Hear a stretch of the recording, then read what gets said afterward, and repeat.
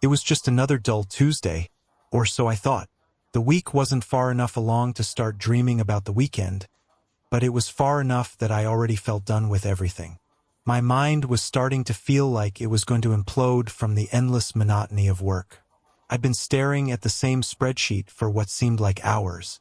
My brain was racing, looking for any distraction, anything to break the cycle of boredom.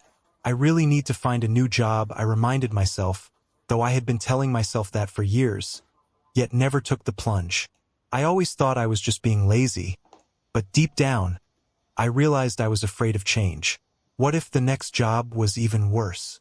I leaned over toward my coworker, Sarah, and whispered, "Hey, what's up? Got any news?"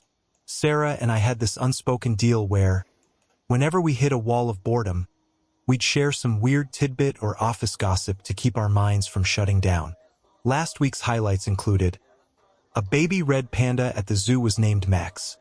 Unusual lights spotted over Chicago, Miami, Paris, and New York, and Cynthia from accounting won $50 on a scratch-off and decided to buy a few more tickets with it, eventually scoring a $10,000 prize, and now she's planning a vacation to the Bahamas with her new boyfriend.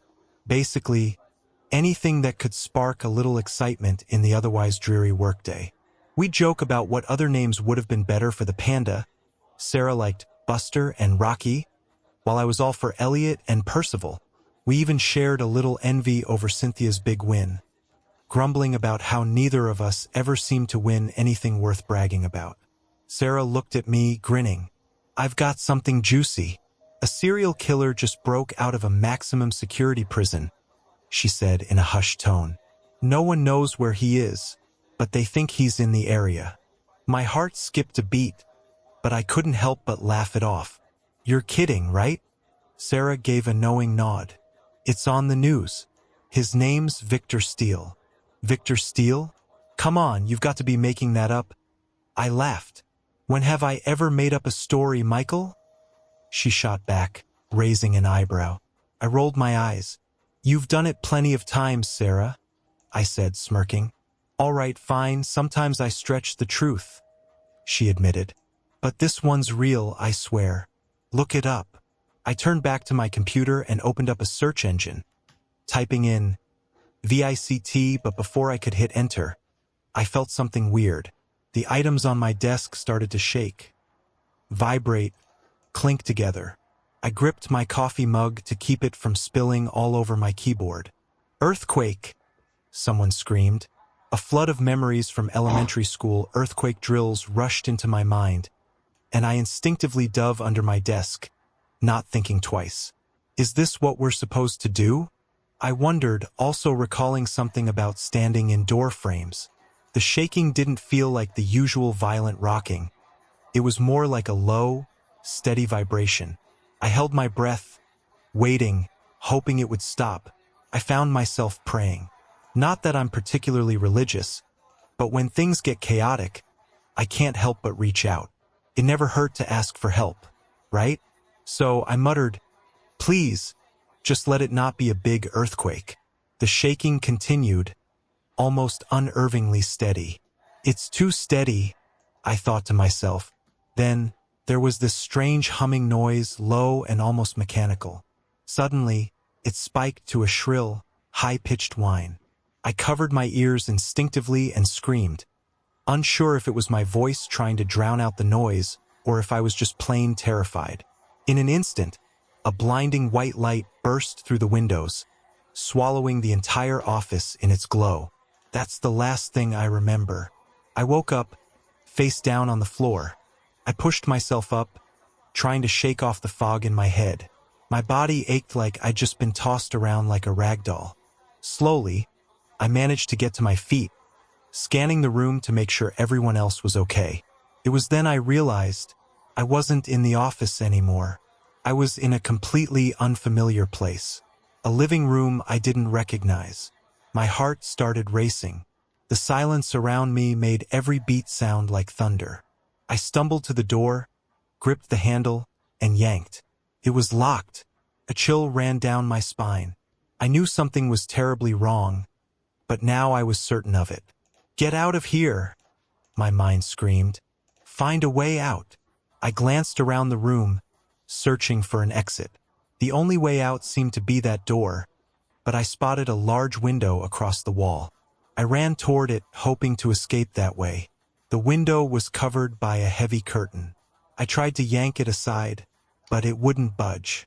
I stood there for a moment, trying to clear my foggy mind, then realized the curtain wasn't even inside the room.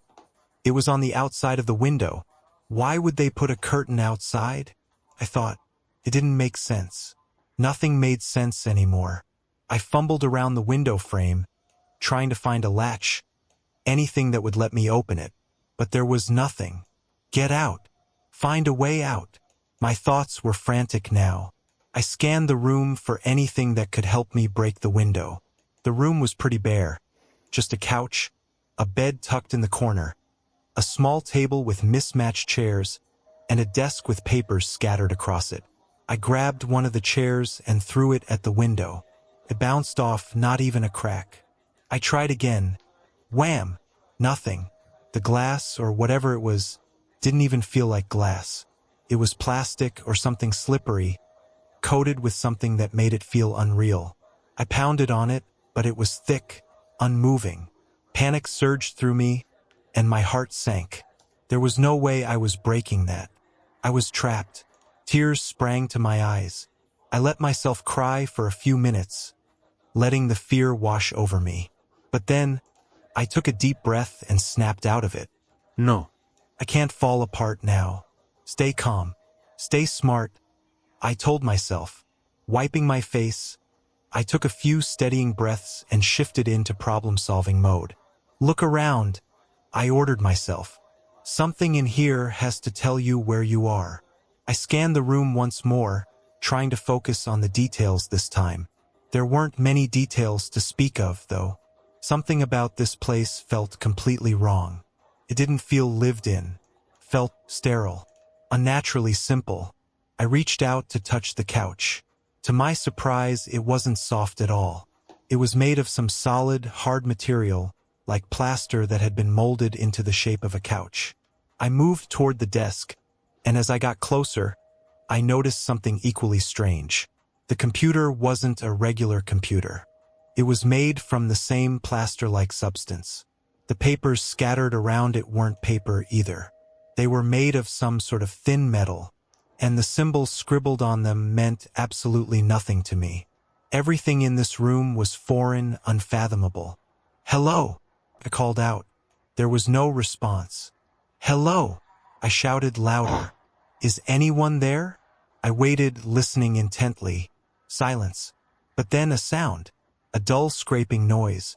My head snapped around to find the source. A small panel in the wall was sliding open, revealing a tiny opening. I rushed toward it. "Hello," I yelled. "Who are you?" A tray with a sandwich appeared through the opening. Then the panel slid shut before I could say another word. "Wait," I called desperately. "Please, who are you? What's going on? Hello? I need to get out of here." No response came. I tried to pry the panel open again, but it was futile. I turned my attention to the tray and the sandwich, or what I thought was a sandwich. I poked it. It was made of some gelatinous material, shaped like a sandwich but with a texture that felt wrong. Was it even edible? It might be poisonous. I had no way of knowing. I pushed the tray away. Suddenly, I noticed the curtain by the window moving. It was opening. I rushed over, eager to see what was outside, expecting something, anything, but not what I actually saw. Beyond the curtain was a long, dimly lit hallway stretching both ways. It was pristine, gleaming with cleanliness. The hallway was lined with more curtains, each one slowly moving aside to reveal windows like mine. The only window I could clearly see through was the one directly across from mine. Inside it, there was a strange scene. Vines crawled and twisted up toward the ceiling, while blue mist puffed from tubes into the room every few seconds. Small creatures, monkey-like, scurried along the vines, but they weren't covered in fur. Instead, they had smooth, shiny blue scales, One of them stopped and looked at me. It blinked its eyes and then pulled something out of a pouch on its belly. A perfectly round pearl. It raised it up as though showing it to me, before stuffing it back into its pouch and darting off to join its companion. I was still trying to process this bizarre sight when a door at the end of the hallway caught my attention. It was opening, and then it emerged. A massive creature with spindly legs crawled toward me. Its many eyes focused squarely on my window. I froze. I couldn't move. My body was refusing to follow my mind's frantic command to run and hide. The creature came closer. It was a gigantic spider, or so I thought at first. But the more I looked, the less like a spider it seemed. Its legs weren't organic, not like the legs of a normal spider. They looked metallic, more like some mechanical construct. Its body, though, was hairy, a grotesque contrast to the metal limbs. Its head was surrounded by numerous amber-colored eyes, creating a crown of sorts, and its mouth held sharp, gleaming fangs, framed by what looked like mandibles. One of those mandibles stretched out toward my window, almost like a delicate arm with finger-like tentacles at the end. The tentacles brushed lightly against the glass. I remained motionless, too paralyzed to move. Beads of sweat gathered on my forehead. After what felt like an eternity, the creature slid its tentacles off the window and retreated down the hall. That was when I lost all control of my body. I collapsed, shaking uncontrollably. Questions swirled in my head. What was that thing? Where the hell was I? Why am I here? Is it going to hurt me? Is it going to eat me? The nausea hit me hard. I vomited everything I had in my stomach. A puddle of acidic liquid splattered on the floor. Then, I heard a loud knock on the wall behind me. The lights in my enclosure flickered. A large panel slid open, and two of the spider-like creatures entered. They were coming toward me. I screamed, grabbing a chair and holding it in front of me like a weapon. I shouted, "Stay away from me, or I'll kill you. I will. I swear, I will." But they kept advancing. I barely had time to react before one of the creatures moved with terrifying speed, its spindly legs slashing into my side. It struck so quickly I hardly saw it coming. The sharp point of its leg pierced me, and warmth flooded my body. I'm going to die now, I thought, my mind going blank. This is how it ends. A strange calm settled over me. I'm okay with dying, I told myself, as long as I stay comfortable like this. The chair slipped from my grasp, and I sank to my knees. I watched in a daze as the spiders cleaned up my vomit from the floor. Then they left. The wall panel closed behind them, leaving me alone again. Maybe this is all just a dream, I thought hazily as my mind began to drift. When I wake up, I'll be in my own bed, hugging my teddy bear. But then, the fog in my brain began to clear. My mind sharpened, and I realized I wasn't dreaming. I had been drugged when that spider attacked me. Questions began to flood my mind. Are those spiders real? Maybe this is a movie set. Maybe it's some sort of experiment. Am I being filmed? Is this some weird reality show? I pulled myself up, driven by a new sense of urgency. I need to find the cameras, I told myself. There has to be a camera, I thought. This must be a show. It made more sense than the idea of real, living monsters. Robots, designed for a twisted reality show, seemed far more plausible than the terrifying creatures I had just encountered. I searched the room thoroughly, desperate for any sign of cameras. But there were no cameras, just plain walls. I was absolutely livid. If I had just stumbled upon a camera, at least things would start to make sense. But there was no camera. Nothing made any sense at all. My fear quickly transformed into a searing rage. I began pounding the walls with my fists, screaming out in frustration. Then, out of nowhere, I heard a distinct click-click-click sound. I turned to look at the window and almost jumped out of my skin. Dozens more of those creepy spider-like creatures had gathered outside. They crowded around, all staring at me. One particularly massive one was tapping at the glass. Click, click, click. Then, to my horror, a swarm of tiny spiders crawled up the back of the larger one, their beady eyes all fixed on me with what looked suspiciously like curiosity. Could these be their young? I wondered. The whole scene felt eerily familiar, like something from a memory I couldn't quite place. Almost like how people would gather to watch Ralph, the red panda, at the zoo, and then it hit me, as if someone had punched me in the stomach. I suddenly remembered what Alice had mentioned about strange lights over cities. My mind flashed to those odd vibrations, the strange humming sound, and the blinding flash of light, and it hit me all at once. I had spent all this time wondering, where am I? When I should have been asking, where in the universe am I? Everything clicked into place. I was in a zoo, a freaking alien zoo. I didn't know how to process this new revelation. Fear, despair, helplessness, and anger swirled around inside me, gradually morphing into a cold, hard ball of resentment. I bolted behind the couch, desperate to hide. I didn't want them to have the satisfaction of watching me. I curled into a ball, away from those creepy, beady eyes. Eventually, exhaustion took over, and I fell into a restless sleep. The sound of a knock on the wall woke me up. It was the same noise I'd heard before the aliens came in to clean up after me. The lights pulsed again, just like before. I scrambled to the corner of the room, far away from the wall that I knew was about to open. I didn't want to get stung again. I watched as the back wall slid open, and sure enough, 2 of the aliens stepped into my enclosure. This time, I focused harder, trying to see beyond them. I wanted to know where they came from, to find some way out. But all I could see was a large, plain box. I wondered if they had to enter another enclosure before getting to mine, to prevent me from escaping. But then the reality hit me. If I'm in space or on some alien planet, where the heck am I going to escape to? Even if I somehow managed to break out, I wouldn't just be able to go home, would I? I thought about the strange blue mist in the enclosure next door and wondered if maybe the air here was specially tailored for me. What if the air outside isn't breathable for me? I wondered, the thought sending chills down my spine. I watched as the aliens brought in something, a hovering platform that glided just above the floor. They carefully rolled whatever it was off the platform, and then they left. As they walked away, I finally saw what they had brought. It was a human. My heart skipped a beat. Maybe I wasn't alone after all. As I approached, I saw that it was a man. But he was unconscious. His eyes were shut tight. "Hey?"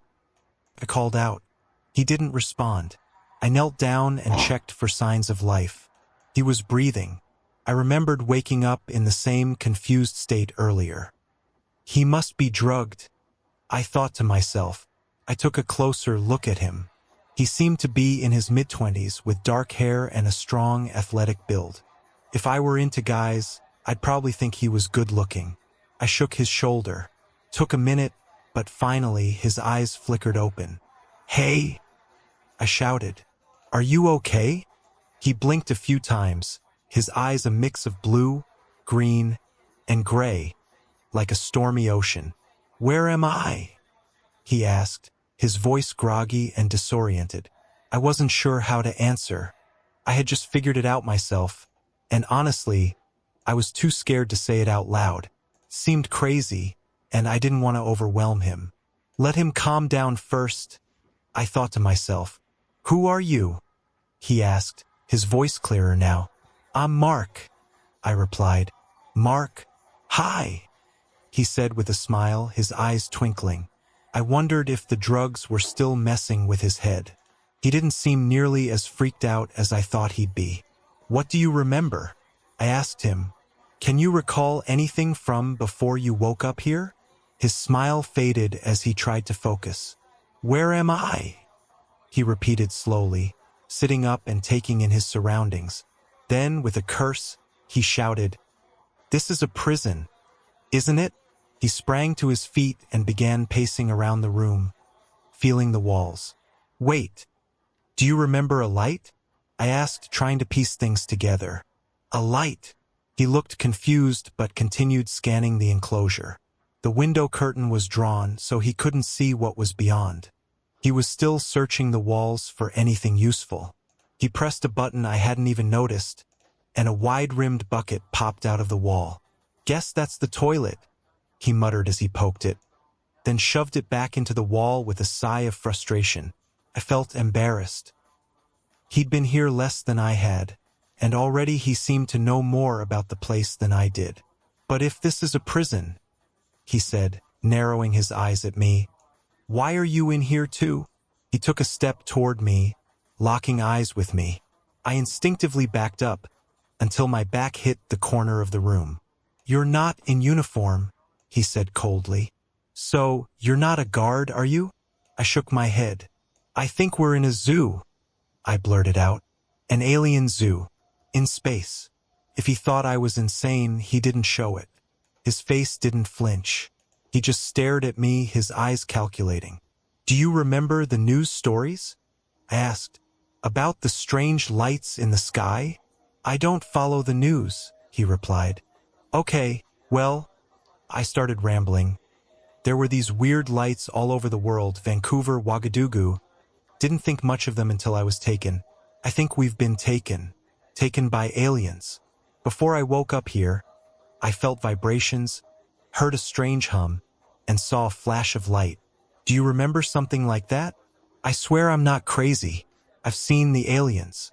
They brought you here, and they're watching us through that window. When the curtain opens, you can see other enclosures. More specimens like us." "Are you calling me a specimen?"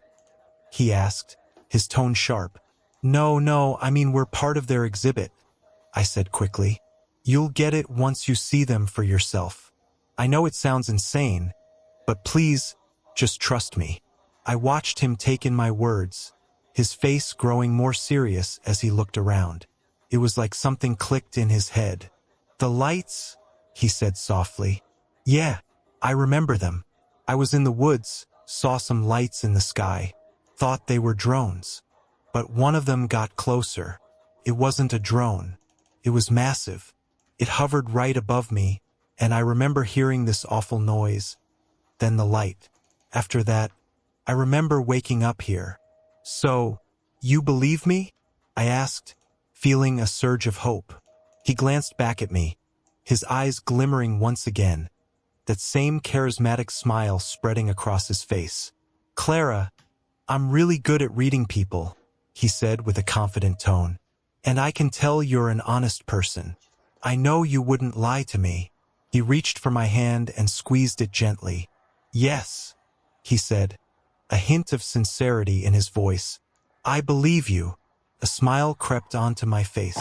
In that moment, it felt comforting to know I wasn't entirely alone in this bizarre nightmare.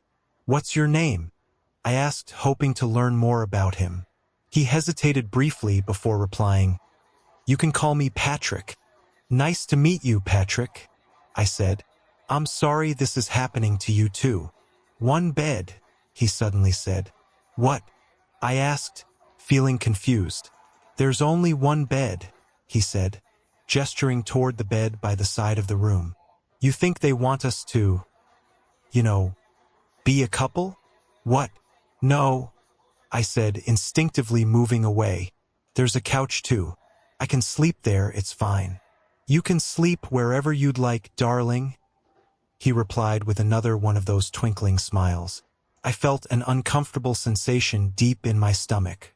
Something about his smile was starting to unsettle me. I quickly made my way to the couch. I watched as Patrick picked up the tray with the strange gelatinous sandwich. "This is supposed to be food?" he asked, inspecting it with mild curiosity. I shrugged. He took a large bite out of it. "Aren't you afraid it might be poisonous?" I asked him. "If they wanted us dead, we'd be dead already, don't you think?" he said, chewing thoughtfully. "It's not so bad, actually. Want to try some?" I shook my head, deciding it was better to wait and see how he reacted before doing anything myself. Not long after, the curtain opened again. I saw Patrick walk over to the window, peering into the enclosure across from ours. He waved at the little monkey-like creatures. It's showing me something from its pouch. What is it? He muttered. The little pearl? I suggested. He nodded, intrigued. It seems really proud of it. I think it might be an egg.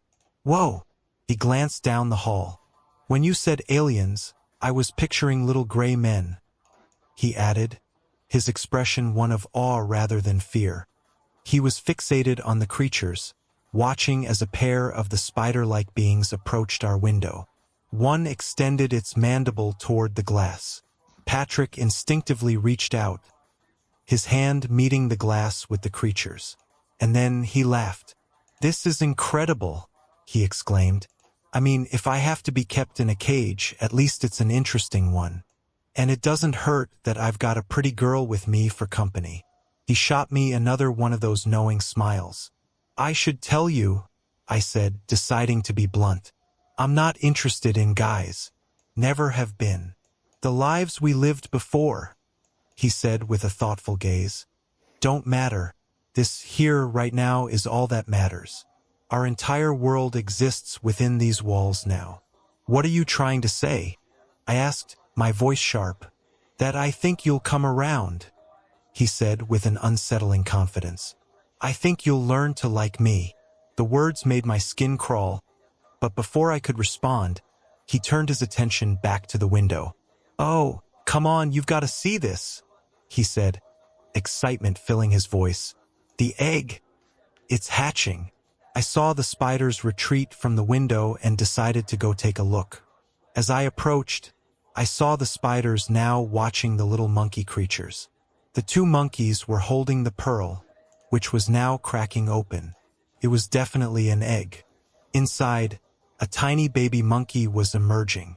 The spiders clicked their legs against the glass, and the parent monkeys proudly held their child up.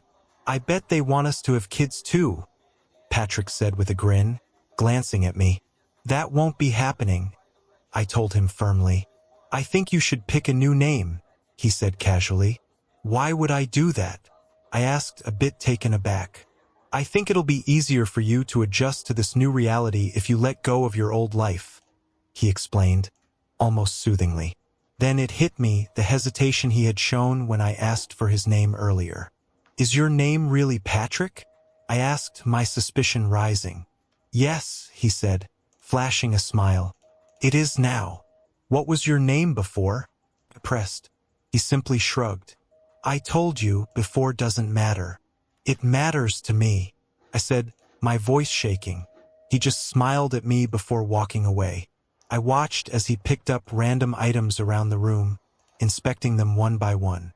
He rifled through the papers at the desk, picking one up and running his finger along its edge. In a moment of carelessness, his finger sliced open, and he sucked the blood away. Sharp, he muttered, before continuing to fold the sheet. I always liked the name Rosemary, he said, his voice casual. I think I'll call you that. My name is Clara, I said firmly. Now it's Rosemary, he replied, his tone final. How would you like it if I just picked a name for you? I asked, suddenly feeling bold. Like, now your name is... For a moment, my mind went blank on all male names, but then one popped into my head. Sable, I said without thinking. The moment I said it, he turned sharply to face me, his eyes flashing with what looked like fury. I knew immediately I had made a huge mistake. You will call me Patrick, he said, his voice cold and calm, but with an intensity that made my chest tighten. My heart pounded, my breath caught in my throat. I could barely breathe. I realized why the name Sable had come to me. Sable Graves was the name I had been typing into my computer when everything had started shaking. I hadn't had a chance to see what he looked like before. Why don't you like the name Sable? I asked quietly, afraid to hear the answer. I think you know why, he said with a cold edge, his eyes narrowing. Don't you, Rosemary? I looked at the sheet he had been folding and saw that it had taken the shape of a knife. Maybe Sable is a name from your past you'd like to leave behind? I whispered. He nodded stiffly, his expression unchanged. Okay, I said, my voice barely above a whisper. I understand, Patrick. He smiled again, but the twinkle in his eyes was gone. He slid the makeshift knife into his pocket and walked toward the window, staring out at the little monkeys in the enclosure across from ours. They're a cute little family, aren't they? He said, his voice softer now. I nodded, unsure how to respond. Rosemary, my darling, he said, his tone now smoother. Can I ask you a question? Sure, I replied, feeling a chill run down my spine. What do you think would happen if one of us died? He asked, his eyes never leaving the monkeys. Do you think they would go back to Earth? Pick us up a new partner? I felt like the wind had been knocked out of me. He turned to face me, waiting for my answer. I don't know. I stammered, my voice barely audible. I think they would, he said with a matter-of-fact tone. Not that I think either of us will die, he added quickly, a laugh following the words. Not if we live harmoniously together like that little family over there. But I'm tired. Let's go to bed, my darling. I'll sleep on the couch, I said firmly. Rosemary, my darling, he said softly, his voice almost pleading. I think you'll be more comfortable in the bed. The couch is fine, I repeated, my voice unwavering. His eyes turned icy again. Come to bed, Rosemary, he said, his voice cold as ice. I'm not tired yet, I replied, retreating from him. He started walking toward me, and the look on his face terrified me. I grabbed a chair and held it in front of me as a barrier. Stay away from me, I shouted, my voice breaking, but he pulled out the knife from his pocket. If you don't want to be a family, that's fine, he yelled. They'll find me someone who will. I don't remember much after that. I know he tried to stab me. I know I got the knife away from him. There was blood, a lot of blood. Then the spiders came. They rushed toward us. The sting hit me again. I woke up, my face pressed against the floor. For a moment, I didn't know where I was. The cold, hard ground of the enclosure was gone. I felt grass under my hands, and the warmth of the sun shining down on me. I slowly pushed myself up and realized I was in the middle of a field. I started walking, aimlessly at first, not knowing where I was going. Eventually, I came across a farmhouse. A woman was there with her children. She helped me, guiding me inside. She told me I was in Missouri. I had never been to Missouri in my life. The woman phoned 911. I didn't tell anyone the real story. I didn't think they would believe me, but I believe the truth needs to be out there. People deserve to know what's out there.